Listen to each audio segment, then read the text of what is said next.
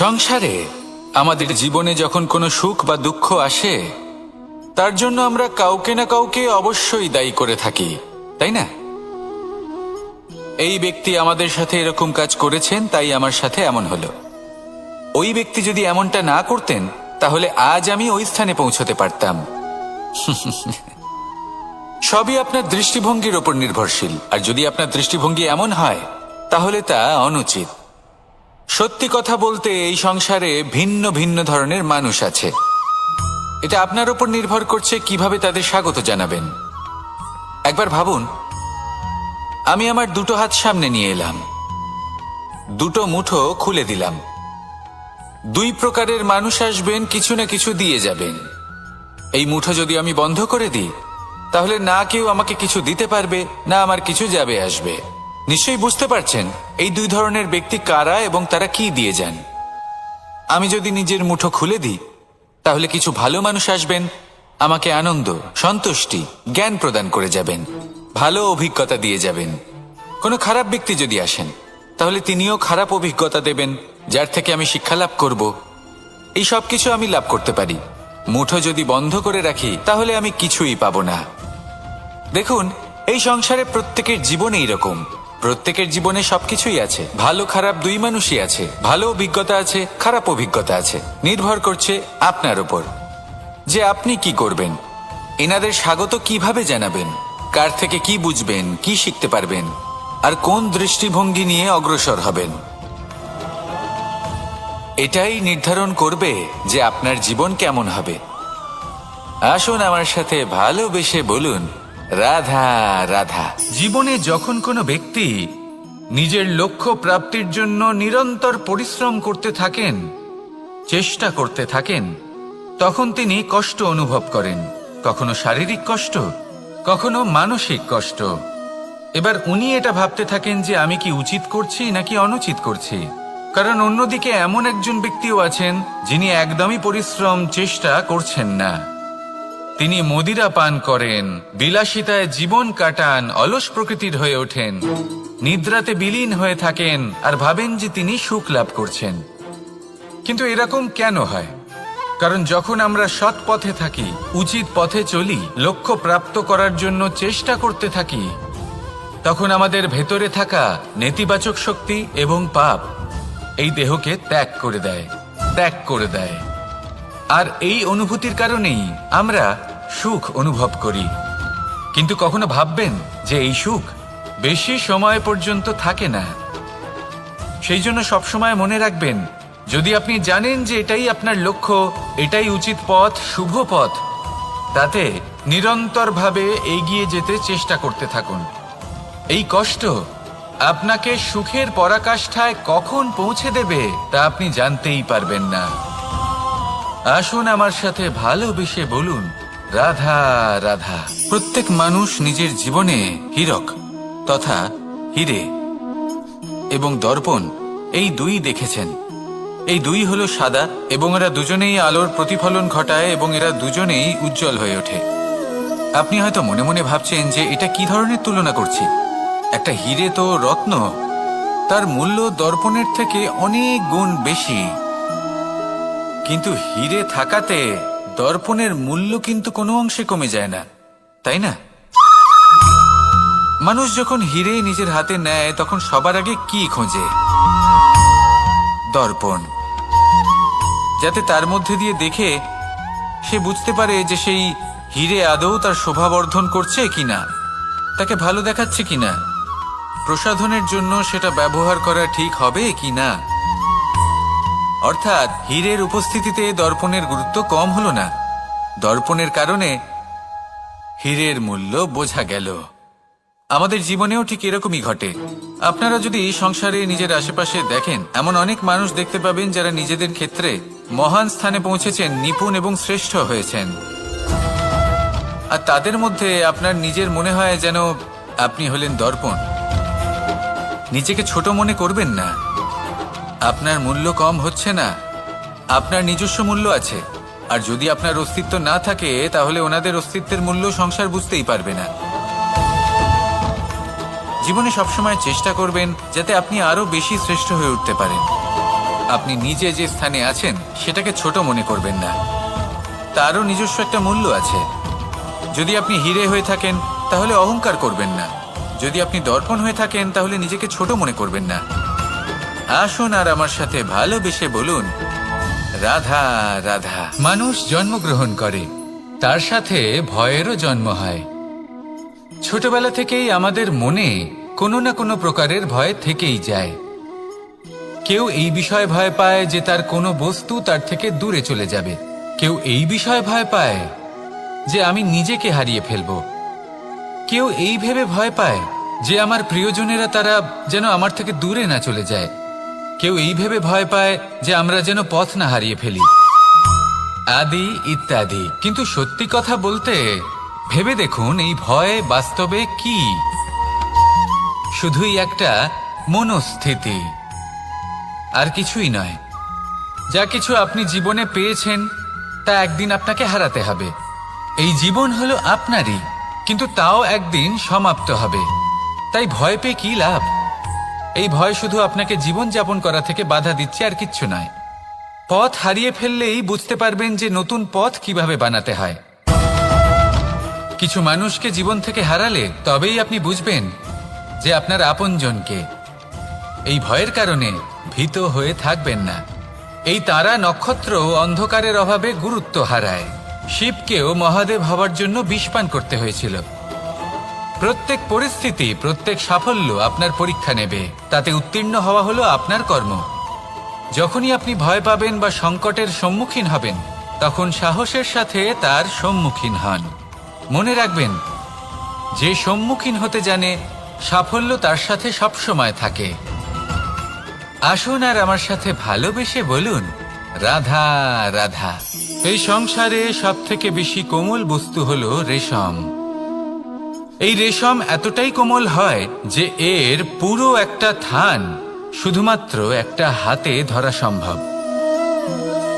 কখনো ভেবে দেখেছেন এই রেশম কিভাবে হয়? একটি কীট তার লালার দ্বারা উৎপন্ন হয়। এই কীট সেই রেশমকে পাক দিতে থাকে, পাক দিতেই থাকে, আর আস্তে আস্তে তার মধ্যেই জড়িয়ে পড়ে। শেষে ওর এই সুন্দর অমূল্য সৃষ্টি রেশমের এই সুতো, তার নির্মাণ কার্য পূর্ণ হয়। কিন্তু তাতেই ও নিজে বন্দী হয়ে যায়। নিজেরই মায়াজালের এই বন্দী গৃহে নিজেই ফেঁসে যায়। এবার এই সুতোকে ব্যবহারযোগ্য করে তোলার জন্য এই কীটগুলিকে এই কবচের সাথেই ফুটন্ত জলে ফেলে দেওয়া হয়। এই সংসারে যদি আমাদের স্বপ্ন এই সংসারের দুঃখ হরণ করার জন্য, এই সংসারে সুখ বিতরণ করার জন্য হয়, তবেই আমাদের প্রগতি সম্ভব। যদি আমাদের এই স্বপ্ন শুধুই আমাদের এবং আমাদের স্বার্থ সিদ্ধির জন্য হয়, তাহলে এই স্বপ্ন আমাদের অন্ধ করে দেবে, আমাদের অন্ধকারের পথে নিয়ে যাবে, আর আমরাও সেই কীটের মতো হয়ে যাব। নিজেদেরই মায়াজালে আমরা নিজেই ফেঁসে যাব, আর শেষে আমরা যদি কিছু লাভ করি তা হবে একাকিত্ব, অন্ধকারময় মৃত্যু। তাই স্বপ্ন অবশ্যই দেখুন, কিন্তু এমনভাবে স্বপ্ন দেখবেন না যে তার এই বন্দিগৃহে আপনি নিজেই ফেঁসে গেলেন। স্বপ্ন দেখুন পরোপকারের, পরমার্থের, সবাইকে উদ্ধারের, অন্ধকারের নয়। তবেই কল্যাণ হবে, আর তবেই এই হৃদয় প্রসন্ন হয়ে বলবে, রাধা রাধা। মানুষ যখন এই সংসারে প্রবেশ করে, অর্থাৎ জন্মগ্রহণ করে, তখন নিশ্চিন্তে থাকে, আনন্দে থাকে।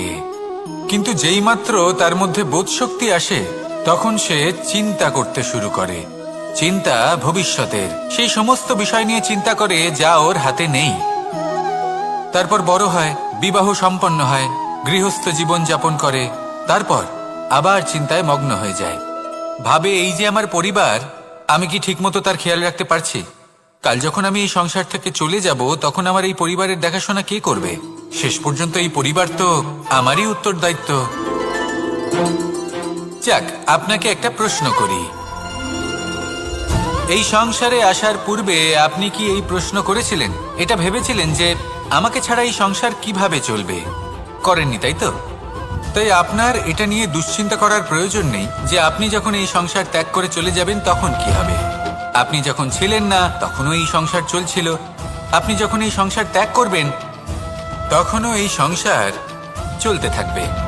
যদি কোনো বিষয়ের প্রভাব থাকে তা হলো আপনার আজকের তথা বর্তমানের কর্ম, অর্থাৎ আজ আপনি কি করছেন, কার জন্য মঙ্গল করছেন, কাকে প্রেরণা দিচ্ছেন, কাকে সাহায্য করছেন, কোন উদাহরণ প্রস্তুত করছেন। আপনি এই সংসারে যে ছবি অঙ্কন করবেন সংসার সেটাই মনে রাখবে।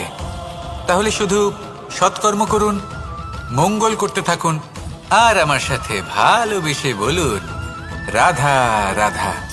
একবার একটা শেয়াল বনে বিচরণ করছিল। ও একটা ছোট্ট শাবক দেখতে পেল। ও ভাবলো আজ একেই আমি খাবার হিসেবে গ্রহণ করব। আশেপাশে দেখলো কেউ দেখছে না, তো কেউ ছিল না, আর সেই শাবকের ওপর আক্রমণ করলো, যা হলো একটা ঘোর অপরাধ। বনের নিয়ম অনুসারে আপনি কখনোই শাবকের ওপর আক্রমণ করতে পারেন না। তারপর এই খবরটা যখন রাজা সিংহ জানতে পারলেন, সভার আয়োজন করলেন। কিন্তু সেখানে শেয়াল বলল, আমি তো এরকম কিছু করিনি। কিন্তু যদি আপনি এরকম বলেন, কোনো প্রমাণ দিন, এর কোনো সাক্ষী আছে? তখন রাজা সিংহ পেঁচাকে ডেকে পাঠালেন, যে সেই মুহূর্তে বৃক্ষের শাখার ওপর বসেছিল, সে সব কিছু দেখেছিল। পেঁচা সব সত্যি কথা বলল, আর শেয়ালকে মৃত্যুদণ্ড দেয়া হলো। এবার এই কাহিনী আমি আপনাকে কেন শোনালাম? কারণ মানুষও কখনো কখনো এরকম কর্ম করেন যা শিয়াল করেছে। এটা ভাবেন কেউ দেখছে না, যখন আমি অনুচিত কর্ম করতেই পারি। কিন্তু না, আপনি যাই করুন না কেন, কেউ না কেউ অবশ্যই তা দেখছে। কোনো ব্যক্তি না হলেও কোনো প্রাণী, না হলে কোনো যক্ষ বা দেব বা প্রেত। যদি এনারা কেউ না দেখেন, তাহলে ধরিত্রী মাতা দেখেন, যেখানে দাঁড়িয়ে আপনি সেই কর্ম করছেন, তাই না? তাই একটা কথা সবসময় মনে রাখবেন, কে দেখছেন কে দেখছেন না সেই বিষয়ে ভাবা ছেড়ে দিন। এটা খুব সহজ কথা। আপনি যদি উচিত কর্ম করেন, উচিত ফল পাবেন। যদি অনুচিত কর্ম করেন, তাহলে আপনি অনুচিত ফল অবশ্যই পাবেন। সেই জন্য উচিত পথে চলতে থাকুন, উচিত কর্ম করতে থাকুন, আর আমার সাথে ভালোবেসে বলুন রাধা রাধা। সুখ, দুঃখ এবং শক্তি, এই তিন হলো এই সংসারের ত্রিদেবের মতো। আমাদের জীবনে যা কিছু ঘটছে এই তিনটির ভিত্তির উপরেই হচ্ছে।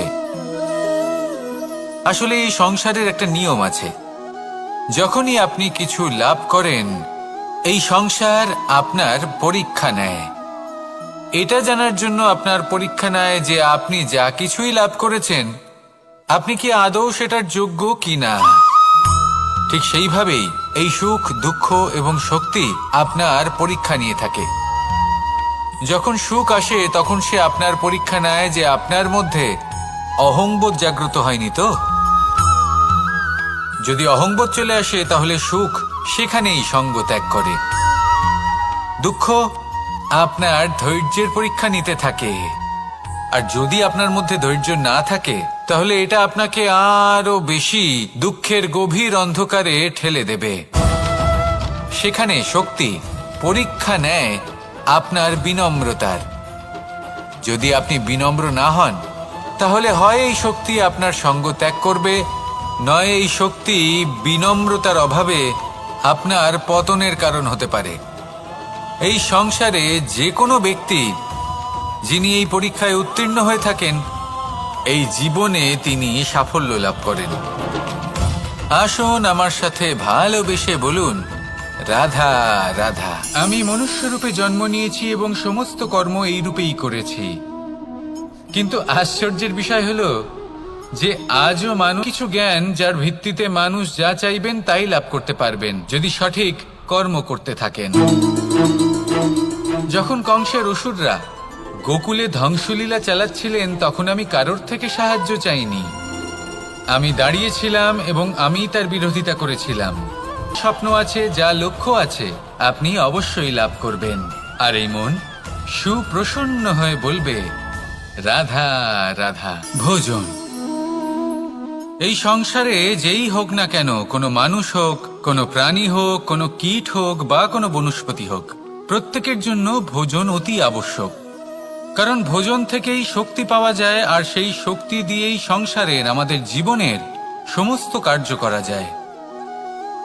এবার এমন এক ধরনের শক্তি হয় যা শীতের ঋতুতে সূর্য থেকে আমরা পেয়ে থাকি, আর আরেক ধরনের উত্তাপ হয় যা দিয়ে ভোজন রান্না করা হয়, সুস্বাদু নানান ধরনের ভোজন।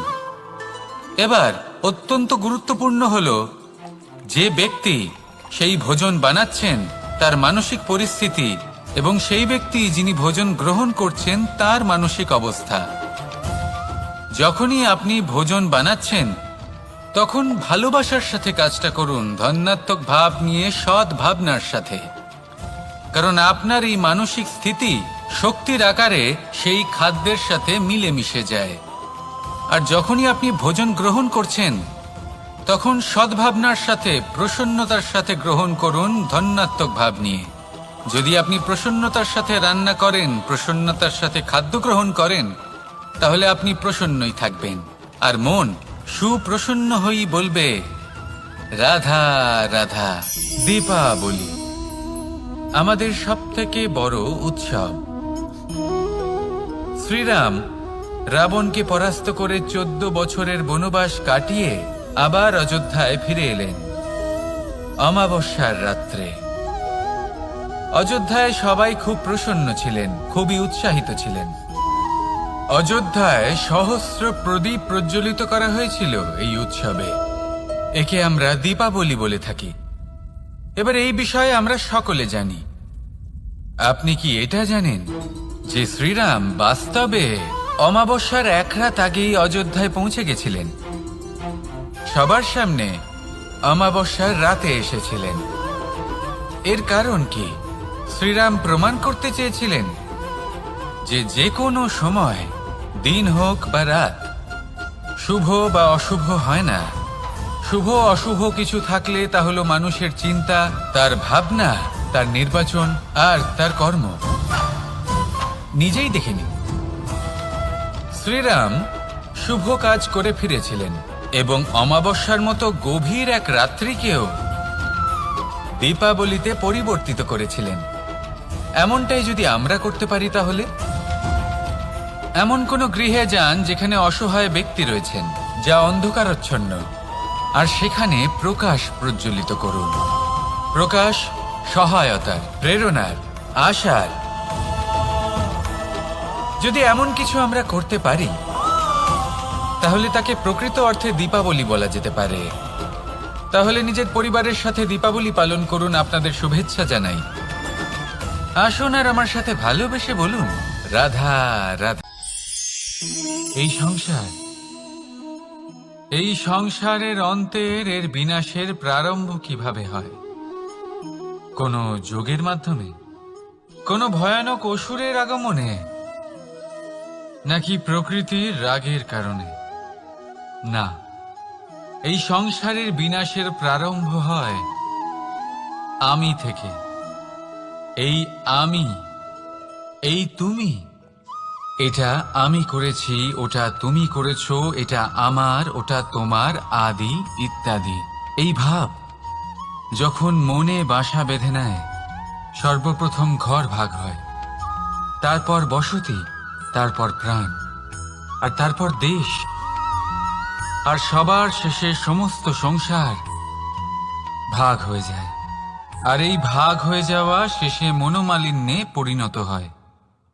এখন এমত অবস্থায় কি করা যেতে পারে?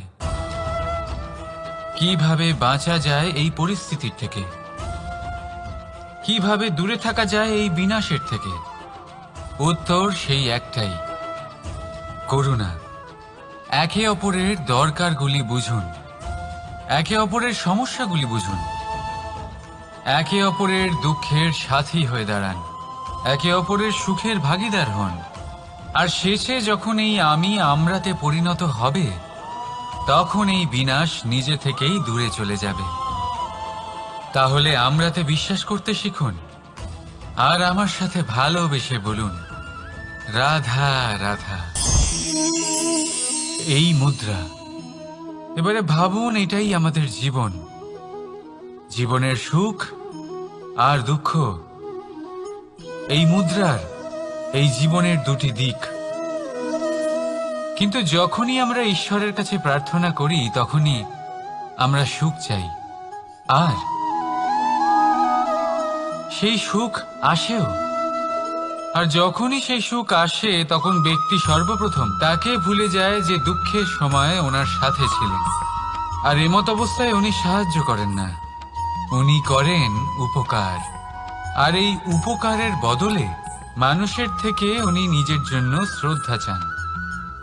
আর সেই শ্রদ্ধা, সেই চাহিদার কারণে উনি নিজেকে অন্যদের থেকে শ্রেষ্ঠ, অন্যদের থেকে ভিন্ন মনে করতে বিবশ হয়ে যান। আর আলাদা হবার কারণে তার মধ্যে জেগে ওঠে অহংকার। আর সেটাই হয় তার পতনের কারণ। এবার এতে কি করা যেতে পারে? কি চাওয়া যেতে পারে ঈশ্বরের কাছে? এই প্রশ্ন অবশ্যই মনে আসে। ঈশ্বরের কাছে চান সুখ, শুধুমাত্র ততটাই যাতে অহংকার না আসে, আর দুঃখ ততটাই যাতে শ্রদ্ধা না চলে যায়। রাধা রাধা। এই সংসারে এমন কিছুই নেই যে সব সময় একই থাকবে। যা কিছু নির্মাণ হয়েছে তা একদিন অবশ্যই ভেঙে পড়বে। কিন্তু এই ভেঙে যাওয়ার বিশ্লেষণ আপনি কিভাবে করবেন তা আপনার উপরে নির্ভর করছে। ওই আকাশের দিকে তাকান, ওই মেঘ, ওটাও ভেঙে পড়ে, কিন্তু নিজে ভেঙে পড়ার সাথে বর্ষাকে তৈরি করে যায়। মাটির ডেলা অবশ্যই ভেঙে পড়ে, কিন্তু ব্যবহারযোগ্য মাটির রূপ নিয়ে। এই ধরিত্রীর বুকে কোনো এক বীজ যখন ভেঙে পড়ে তখন ধরিত্রীর উপর এক বিশাল আকারের বৃক্ষ নির্মাণ করে। যদি জীবনে কিছু ভেঙে পড়ে তাহলে নিরাশ হয়ে পড়বেন না, নিজের সাহস হারাবেন না। ধনাত্মক দৃষ্টিভঙ্গি দিয়ে দেখতে চেষ্টা করুন। মনে করুন নিয়তি নিশ্চয়ই আপনার জন্য আরো ভালো কিছু ভেবে রেখেছে, যা ভবিষ্যতে আপনার প্রতীক্ষা করছে। ধনাত্মক চিন্তা ভাবনা করতে থাকুন, তারপর দেখবেন শ্রেষ্ঠ রচনা নিজেই তৈরি হবে। রাধা রাধা। চলতে থাকা, থেমে যাওয়া, বিশ্রাম নেওয়া, তারপর দম নিয়ে পুনরায় দাঁড়িয়ে পড়া, আর তারপর আবার সেই পথ চলা।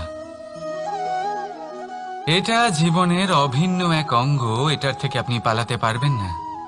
কিন্তু এই অঙ্গকে আপনি নিজের জীবনে কিভাবে প্রয়োগ করবেন, কিভাবে তাকে কাজে লাগাবেন, সেই সিদ্ধান্ত আপনাকে নিতে হবে।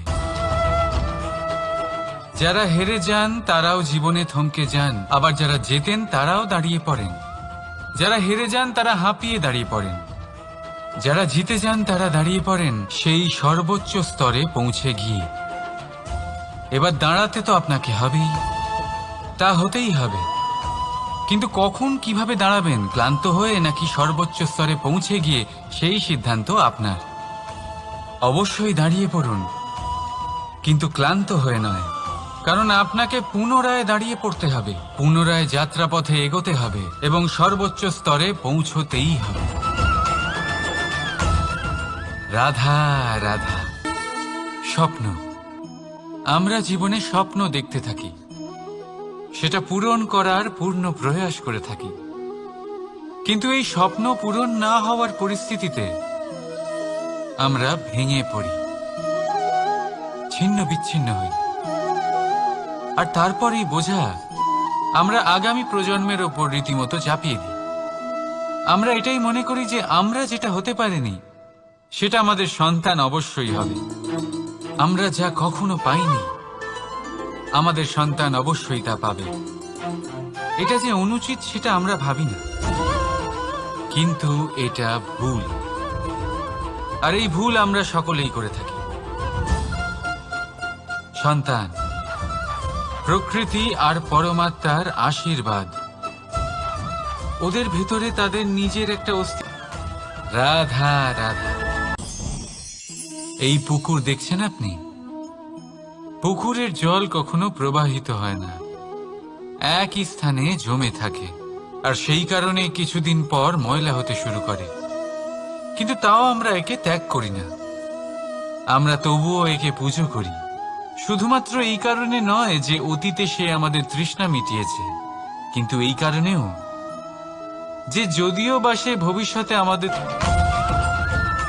রাধা রাধা বিষ, কেউ বলবে কাঁকড়া বিছের, কেউ বলবে কালকেউটের বিষ,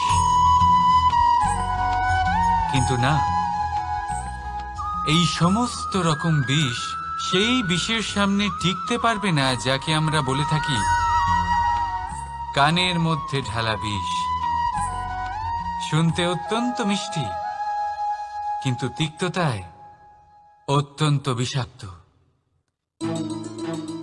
পেটের মধ্যে যাওয়া এই বিষ শুধুমাত্র একটি মানুষের মৃত্যুর কারণ হয়, কেবল একটি, কিন্তু কানের মধ্যে ঢালা এই বিষ একাধিক সম্পর্কের নাশ করতে পারে।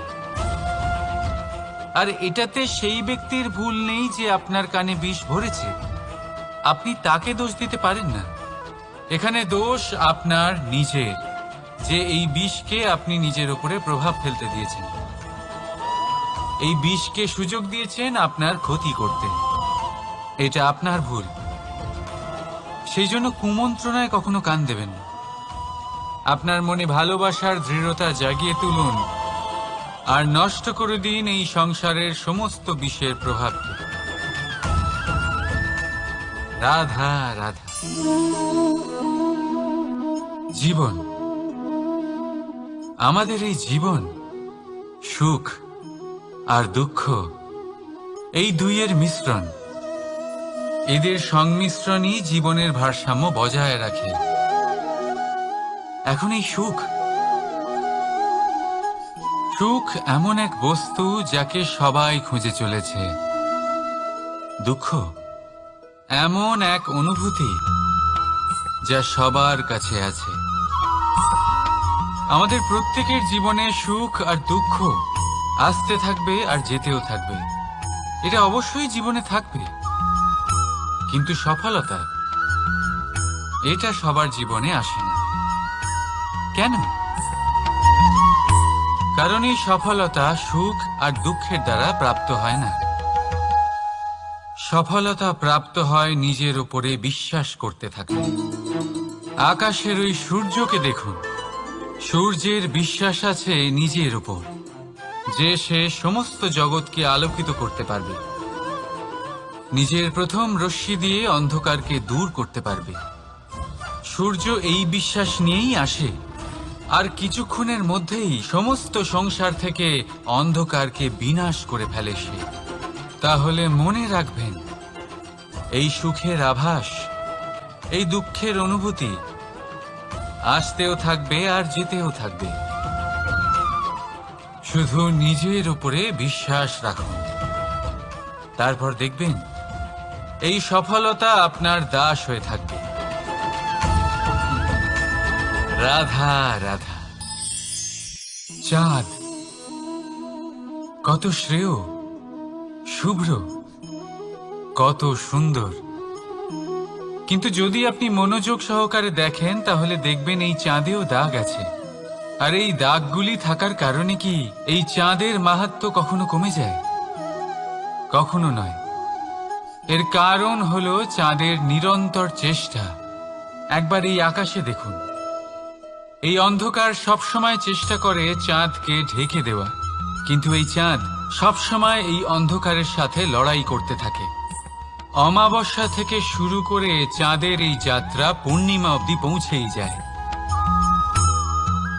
আর তাই এই চাঁদের পুজো করা হয়, এই কারণে এই চাঁদকে মাহাত্ম্য দেওয়া হয়। এইভাবেই যদি আপনার মধ্যে কোনো দোষ থাকে, কোনো খারাপ কিছু থাকে, তাহলে সেটা কোনো বড় ব্যাপার নয়। চেষ্টা করুন সেটাকে শুধরে নেওয়ার, কিন্তু সেই কারণে নিজেকে খারাপ মনে করা, এটা অনুচিত। নিজের ভুলগুলো, নিজের দোষগুলো, নিজের খারাপ দিকের কথা ভুলে আপনি এই সংসারের ভালোর দিকে প্রস্থান করেই দেখুন না। আপনি দেখবেন আপনার অন্তরের তেজ ঠিকরে বেরোচ্ছে। রাধা রাধা। এই পিঁপড়েদের দেখছেন আপনি? সবাই একই রকমের। এদের মধ্যে তফাৎ খুঁজে বার করা অসম্ভব। মনে হয় যেন ওদের আলাদা আলাদা অস্তিত্বই নেই। কিন্তু যদি আপনি মন দিয়ে দেখেন, তাহলে দেখবেন প্রতিটা পিঁপড়ের আলাদা কাজ নির্ধারিত, তাদের আলাদা অস্তিত্ব আছে। কেউ বাড়ি বানানোর জন্য মাটি সংগ্রহ করতে পটু, কেউ ঢিপি বানাতে পটু, কেউ খাবার খোঁজায় পটু, আবার কেউ সেই খাবার আনায় পটু। ঠিক সেরকমই হয় মানুষেরা। মনে হতেই পারে সবাই একই রকম, কিন্তু কিন্তু প্রতিটা মানুষের ব্যক্তিত্ব, প্রতিটা মানুষের অস্তিত্ব ভিন্ন হয়। আর সত্যি কথা বলতে কি, প্রতিটা মানুষের ভিন্নতাই আমাদের প্রগতির দিকে নিয়ে যায়। ভাবুন, যদি আপনাকে কারোর সাথে হাত মিলিয়ে চলতে হয়, তাহলে আপনাকে আপনার সোজা হাত তার উল্টো হাতে ধরে এগোতে হবে। এটাই সৃষ্টিকর্তার সৃষ্টির নিয়ম। ভিন্নতা, এই ভিন্নতাকে আশীর্বাদ ভেবে চলুন, এতে কোনো খারাপ নেই। রাধা রাধা। দাদা আমাকে বহুবার জিজ্ঞেস করেন যে কানাই, তুমি রাধার সাথে এই সংসারকে প্রেম শেখাতে এসেছো, তাহলে কেন তুমি রাধাকে এত বিরক্ত করো? কেন ও তোমাকে বিরক্ত করে? কেন এই ঝগড়াঝাটি হয়? কেন এই টানাপোড়েন চলে? এবার এটার উত্তর আমি কিছুটা এইভাবে দিতে চাই। পিঁপড়ে সেই বাড়িতেই প্রবেশ করে যেখানে মধু উপস্থিত আছে। যদি আপনার বাড়িতে মধু থাকে, কোনো মিষ্টি জিনিস থাকে, মিষ্টত্ব থাকে, তাহলে পিঁপড়ে সেখানে অবশ্যই প্রবেশ করবে। ঠিক এইরকমই হয় আমাদের সম্পর্ক। এর মধ্যে ছোটখাটো ঝগড়াঝাটি, টানাপোড়েন, রাগ করা, মন ভাঙানো, এই সব তো চলতেই থাকে, বিশেষ করে সেই সম্পর্কগুলিতে যেখানে মিষ্টত্ব আছে। মনে রাখবেন, যেই সম্পর্কে কোনো খুনসুটি নেই, রাগ করা, মান ভাঙানো নেই, কোনো ছোটখাটো ঝগড়াঝাটি নেই, সেই সম্পর্ক শুধুমাত্র মস্তিষ্ক দিয়ে পালন করা হচ্ছে, মন থেকে নয়। তাই মন থেকে ভালোবাসতে শিখুন। আর এই ছোটখাটো ঝগড়াঝাটির, এই অম্ল মধুর খুনসুটির আনন্দ উপভোগ করুন, কারণ এতেও ভালোবাসা আছে। রাধা রাধা। এই পুস্তক বড়ই কাজের জিনিস।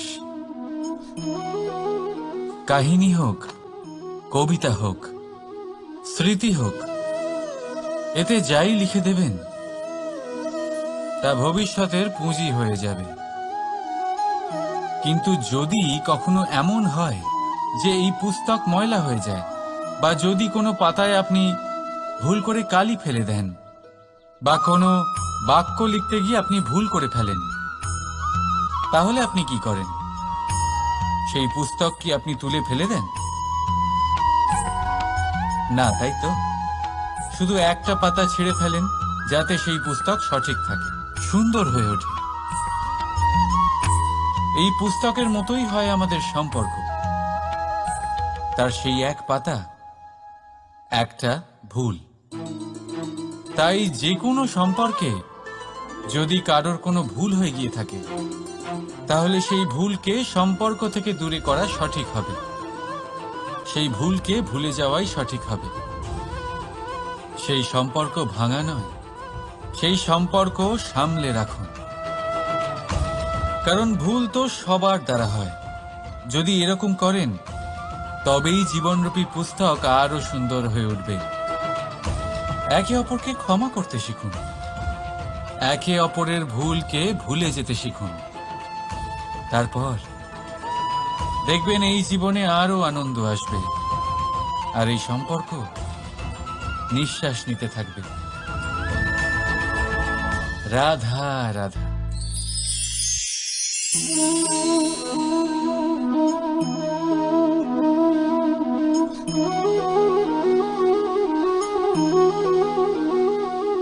আমার এই ছায়া দেখতে পাচ্ছেন আপনি? প্রকাশের স্রোত যখন মধুর আর দূরে থাকে, তখন এই ছায়া লম্বা হয়ে যায়। কিন্তু যেই প্রকাশের স্রোত মাথার উপরে চলে আসে, এই ছায়ার আকার ক্রমশ ছোট হতে থাকে, আর অন্ধকারে তো এই ছায়া বিলুপ্ত হয়ে যায়। কিছুটা এরকমই হয় আমাদের অহংকার। সুখের আগমন হলে, বৈভবের উপলব্ধিতে এটা বাড়তে থাকে, কিন্তু যেই সংকটের তাপ বেড়ে ওঠে, অহংকার ছোট হতে থাকে। আর যখন সংকটের এই অন্ধকার আমাদের চারিদিক থেকে ঘিরে ধরে, তখন এই অহংকার আমাদের ছায়ার মতোই বিলুপ্ত হয়ে যায়। নয়, এই আত্মসম্মান নয়, এ হলো অহংকার। আর অহংকার আর কিছুই নয়, শুধু পতনের দিকে প্রথম পদক্ষেপ। আর এই জীবনে পতনের দিকে নয়, প্রেমের দিকে এগিয়ে যান।